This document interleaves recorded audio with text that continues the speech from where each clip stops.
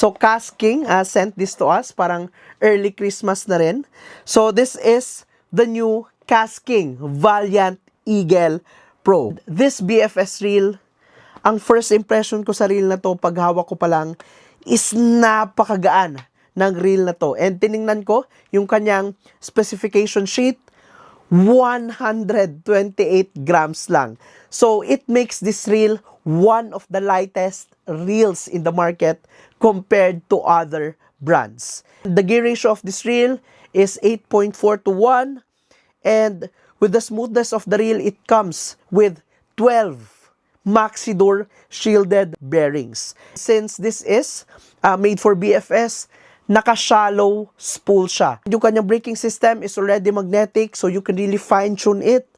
And guess kung ano yung kanyang startup inertia. Ang startup inertia ng reel na to is only 0.5 grams. So yes, kayang-kaya niya magbato ng napakagaan na mga lures ng malalayo. With the star drag system na meron tong reel na to, ang drag capacity niya is only 6 kilograms. Very suitable for bait finesse fishing.